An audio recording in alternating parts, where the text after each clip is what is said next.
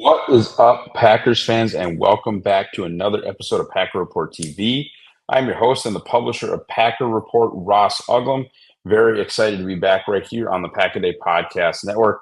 Um, Full disclosure, I think, and if you're following social media at all today, I'm sure a lot of you saw just the torrential downpour at practice. I could hardly even believe that they didn't move inside to the Hudson Center. I know there was a crowd there, but the conditions just could not have been worse today. And I'm not saying that to complain. Like, yeah, we all got wet. The whole beat, everyone that covers the team, as well as kind of like some of the VIPs that were sort of around. Like everybody got soaking wet. There was no other way around it, but it had an effect. I'll go into some of the things that I saw today, certainly, but I just want to say that today should have been taken with a grain of salt anyway, right? Um, I think the second day of training camp has to be taken with a little bit of a grain of salt, right? Any non-padded practice should probably be taken with a little bit of a grain of salt. But boy, you had receivers taking their gloves off, backs dropping passes. It was just the conditions were truly insane.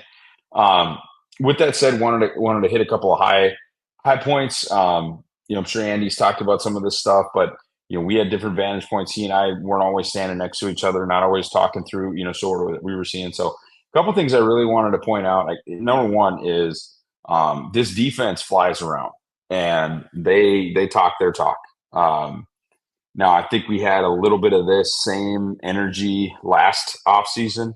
Lots of trash talk. And I know Rasul Douglas was talking. Like, I think there was a lot of, oh man, they might have something on defense last offseason, which I always tempered just because, and this isn't I was right thing, but like I always kind of tempered that because it's like, well, Joe Barry is still the coordinator. So there's a really, really good chance that this is not going to work out long term. Like that, this defense is probably not going to crack the top 8, 10, 12 in the league because Joe Barry's defense has never cracked the top 8, 10, 12 in the league.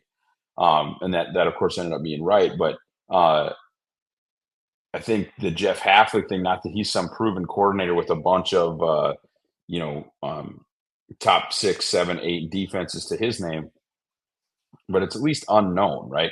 It's at least on the table that he could be great, or that this defense coordinated by him could put these talented players in better positions, because they do have talented players.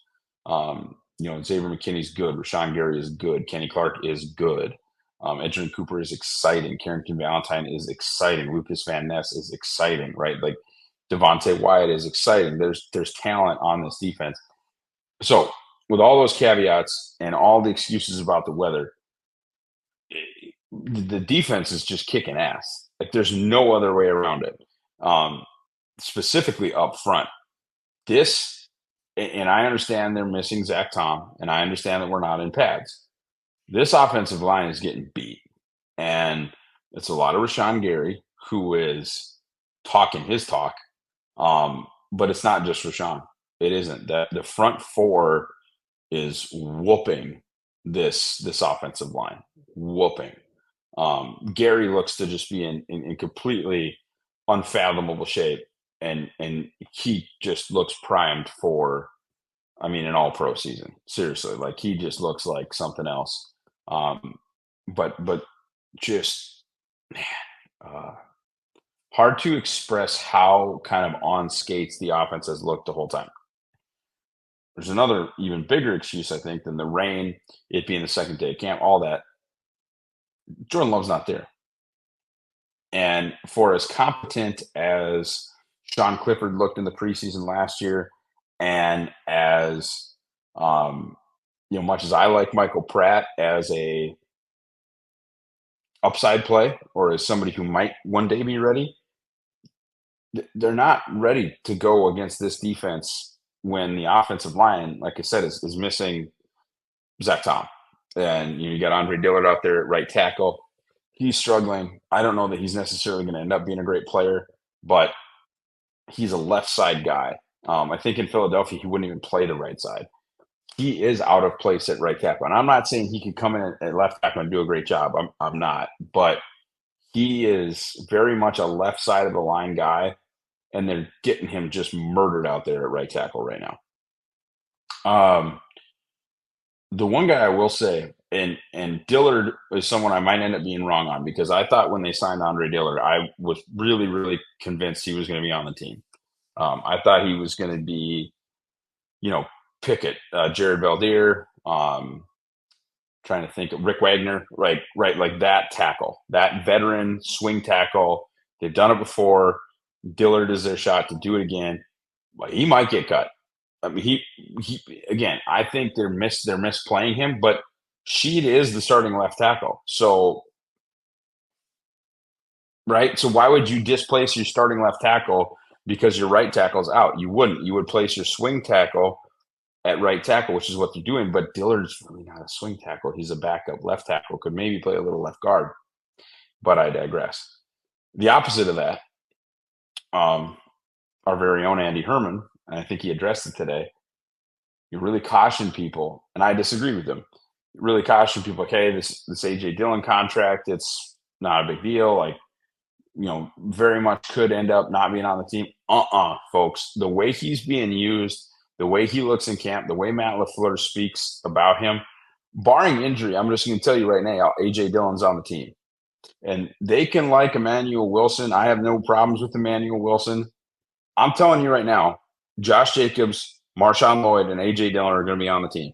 So if there's a fourth back that's a practice squad guy or a special teams guy or whatever, fine. You can talk to me about Emmanuel Wilson. You can talk to me about somebody on, the tail end of somebody else's roster that they might be looking at. Seems like Patrick Taylor always has a chance to come back, right? AJ Dillon's going to be on this football team.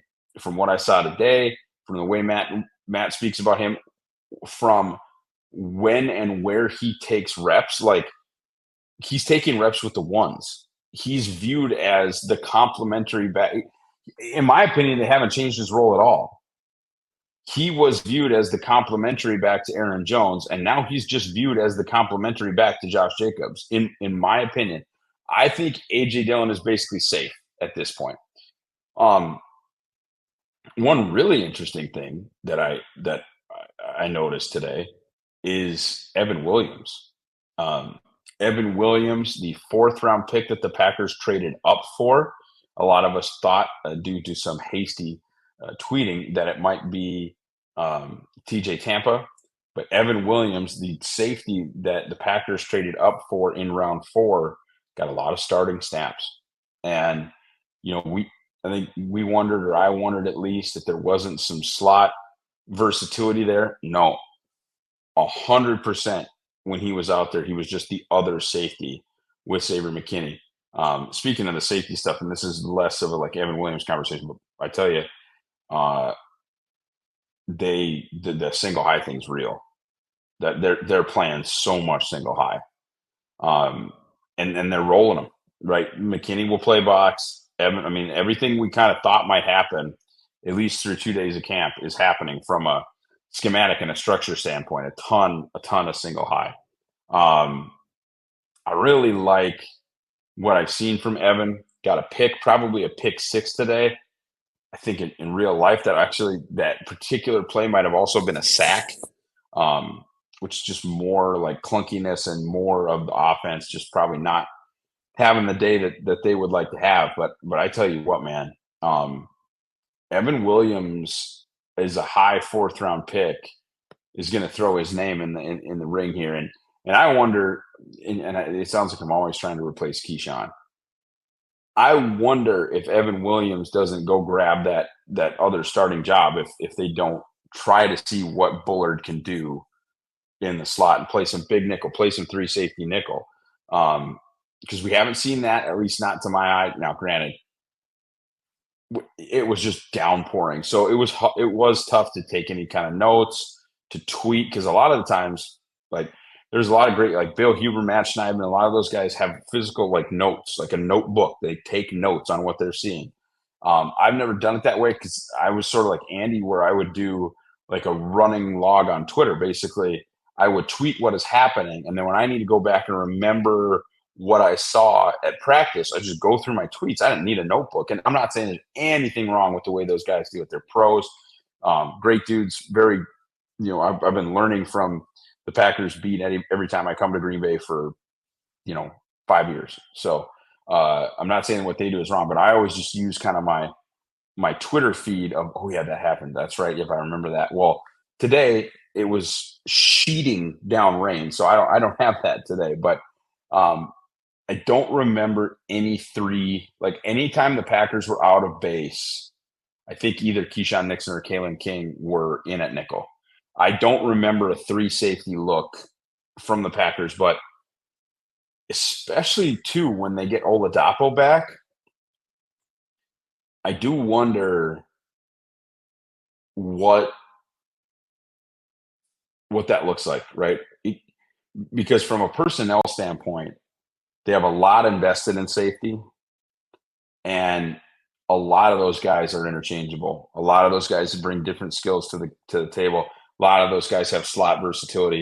I think Oladapo might even have like linebacker versatility, not necessarily like base down linebacker, but like what Morgan Burnett did late in his career, or almost what they had Joe Thomas do as well. So I wonder if we'll ever see any kind of different pairings, different personnel groupings, some big nickel, some sub. Very interesting to see in what looked like sub and looked like more of a split safety, not necessarily a prevent look, but like a quarters look or a two-man look or something like that. Um, when there was some obvious passing, when there's some obvious passing down situations for the offense, you saw a split safety look, and then you saw Lucas Van Ness play some defensive tackle, which I thought was really exciting because that's something that Lucas did at Iowa and did pretty well. And that would be something, way to like, boy, you get these guys healthy, you get like a 3rd and 11, 3rd and 12, and Van Ness and Kenny Clark are the D tackles, and you got Gary and Preston screaming off the edge. I mean, that's going to be hard. You're going to be able to get pressure, and you're going to be able to drop 7. I mean, they will. So that was interesting and exciting to me, paying attention to some of that. But again, if the nickels are just going to be King and Nixon, and they're just going to use Oladapo, Williams, Bullard at safety as that other guy, I think they might maybe be leaving a little bit of meat on the bone. But it's the second day of camp, and they're not going to show us everything anyway, right? They're not going to show us everything in the preseason. They're not going to show us everything. There will be stuff that they don't necessarily practice outside, because guys, they do go into the Hudson Center and do some other stuff that they don't want fans, media, et cetera, to see.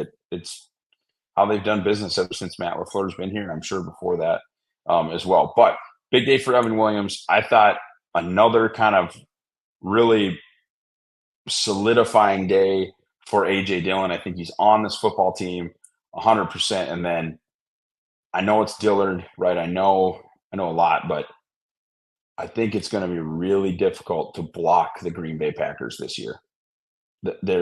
They were so built to run this system, even though they weren't running this system. And then they hired Jeff Hafley to run a one-gap penetrating defense. And they just have so many dudes that can do it. And this current Packers offensive line simply cannot block it up. I don't think there's going to be a lot of offensive lines in the NFL that can. One more day here for me in Green Bay. Then I'll come back next week, probably do the Thursday practice. Potentially doing that as a fan with my family, but that doesn't mean I wouldn't have my phone. Be able to provide a little coverage there. Then we'll be here for family night. 100% doing family night as a fan. Bring in Berkeley, bring in Rocky. Very excited for the kids to be able to do that. Guys, subscribe here to the Pack a Day Podcast YouTube channel. Click the bell, get the notifications. This has been fun. I'm very excited to do Pack Report TV, and I'm very excited to interact with you guys once again on a semi-daily basis. Again, the plan is 5 days a week, and I will not, probably even for tomorrow's show, be at this undisclosed location in beautiful Green Bay, Wisconsin. Have a great rest of your day, guys. Go Pack, go.